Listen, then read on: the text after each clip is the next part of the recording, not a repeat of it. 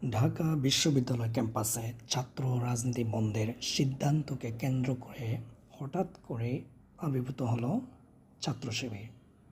ছাত্র শিবিরের ঢাকা বিশ্ববিদ্যালয়ের সভাপতি সাদিক কায়েম তিনি আজকে ফেসবুক স্ট্যাটাসে তার পরিচয় জানিয়ে দেন এবং তিনি একটি লম্বা স্ট্যাটাসও লিখেন।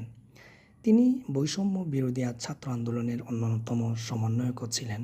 হঠাৎ করে প্রকাশ্যে আসা কে এই সাদিক, চলুন আমরা তার সম্পর্কে একটু জেনে নেই। সাদিক কায়েম ঢাবির রাষ্ট্রবিজ্ঞান বিভাগের 2016-17 সেশনের শিক্ষার্থী ছিলেন। তার গ্রামের বাড়ি খাগড়াছড়ি শহরের বাজার এলাকায়। মেধাবী এই তরুণ স্নাতক ও স্নাতকোত্তর ফলাফলে নিজ বিভাগের মধ্যে তৃতীয় হয়েছিলেন। স্নাতকে তার সিজিপিএ ছিল 3.78। তবে স্নাতকোত্তরে সাদিক কায়েমের সিজিপিএ কত ছিল সেটি জানা সম্ভব হয়নি। ছোটবেলা থেকেই মেধাবী সাদিক খাগড়াছড়ি বায়তুস শরফ জব্বারিয়া আদর্শ মাদ্রাসা থেকে দাখিল এবং পরবর্তীতে চট্টগ্রামের বায়তুস শরফ থেকে আলিম পাশ করেন। এরপর ভর্তি হন ঢাকা বিশ্ববিদ্যালয়ে। এদিকে হঠাৎ করে সাদিক কায়েমের এভাবে প্রকাশ্যে আসায় সামাজিক যোগাযোগ মাধ্যমে প্রশংসায় ভাসছেন তিনি।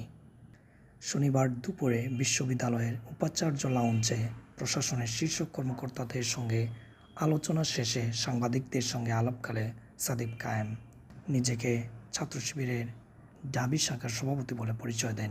পরবর্তীতে ছাত্র রাজনীতি নিয়ে সামাজিক যোগাযোগ মাধ্যম ফেসবুকে পোস্টও দেন তিনি। ফেসবুকের ওই পোস্টে তিনি বলেন, ফ্যাসিস্ট শোষণ শুধু ছাত্র রাজনীতি নয়, রাজনীতির সঙ্গেই পাল্টে দিয়েছে।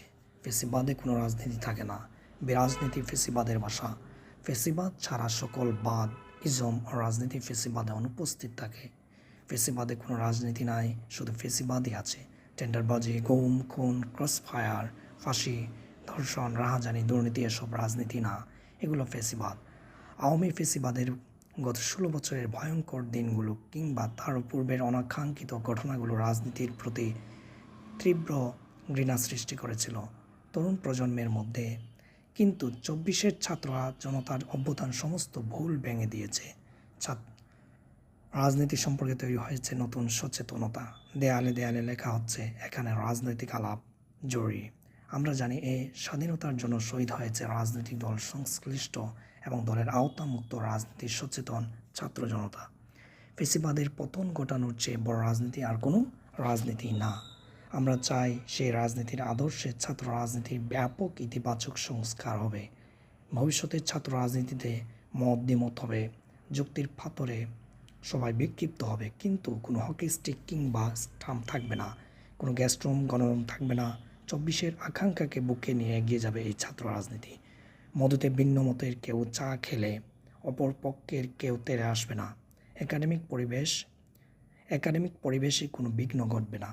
বিশ্ববিদ্যালয়ে থাকবে ছাত্র সংসদ ভিত্তিক ছাত্র রাজনীতি।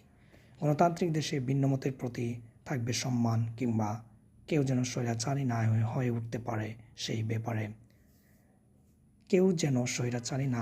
পারে সে ব্যাপারে রাখতে হবে সজাগ ও পূর্ণ দৃষ্টি।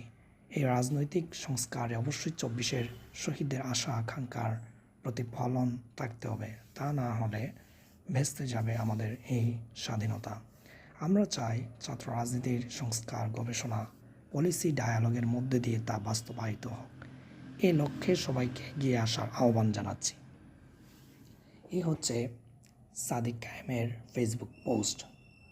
সো প্রিয় ভিউয়ার্স, আপনারা যারা ভিডিওটি দেখলেন, সাদিক কায়েম সম্পর্কে যারা জানলেন, তারা অবশ্যই কমেন্ট করে আপনাদের মতামতটা জানাবেন এবং ঢাকা বিশ্ববিদ্যালয়ে ছাত্র শিবিরের এই ভূমিকা নিয়ে আপনাদের কী মতামত সেটা অবশ্যই কমেন্ট বক্সে জানাবেন। সবাই ভালো থাকবেন, সুস্থ থাকবেন। আসসালামু আলাইকুম।